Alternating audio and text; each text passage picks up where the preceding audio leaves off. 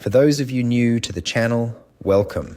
I'm Paul, and here we tackle politics head-on with a mix of sharp commentary, thought-provoking ideas, and just the right touch of humour. This is the home for Reform UK supporters and anyone fed up with the tired political games that have let us all down. In today's video, we're diving into something truly powerful, how poetry, yes poetry, has the ability to inspire revolutions. It's not just about words on a page, it's about igniting change, challenging the status quo, and giving a voice to those who've been ignored for far too long. I'll even be taking on the challenge of writing my own revolutionary poem, channeling the energy and urgency of the issues we're facing today: climate change, social justice, economic inequality, and more.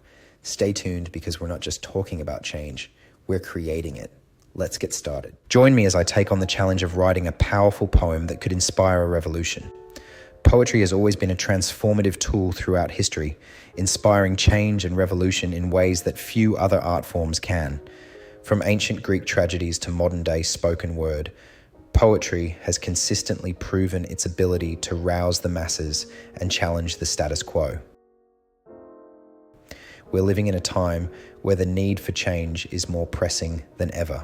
Climate change is ravaging our planet. Social justice is still an unfulfilled promise, and economic inequality is widening the gap between the haves and have-nots. The sense of urgency is palpable, and it's clear that we need a revolutionary mindset to tackle these issues head-on. The list of social and political issues that require immediate attention is long and daunting. Racial tensions are simmering just below the surface. Gender inequality is still a reality. And the very fabric of our democracies is being threatened by extremism and polarization. It's easy to feel overwhelmed, to feel like the problems are too big and the task too great.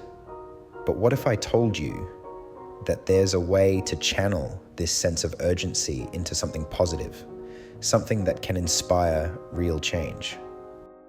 What if I told you that poetry has the power to spark a revolution, to mobilize the masses and bring about a new era of justice and equality? Poetry has a long history of doing just that. From Langston Hughes's powerful verses during the Harlem Renaissance to Maya Angelou's defiant words during the Civil Rights Movement, poetry has consistently proven its ability to inspire and mobilize. Think of Pablo Neruda's passionate odes to the Chilean people, or of Adrienne Rich's searing critiques of American imperialism. One of the most powerful examples of poetry's ability to inspire change is the story of Emma Lazarus's sonnet, The New Colossus.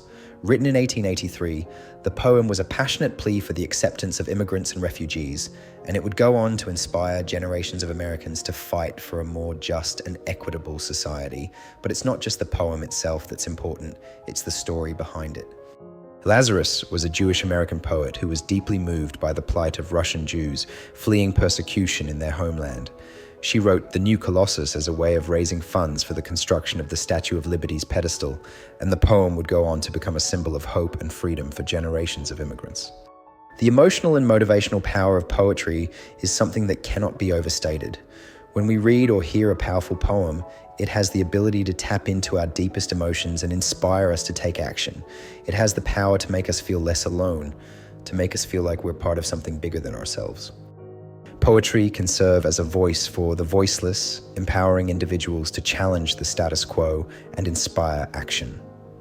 It has the power to bring about real change, to mobilize the masses and bring about a new era of justice and equality. So, I want to hear from you. What are some of your favorite revolutionary poems or poets? Let me know in the comments below, and be sure to check out my other videos on UK politics, poems and satire. Thanks for watching, and I'll see you next time.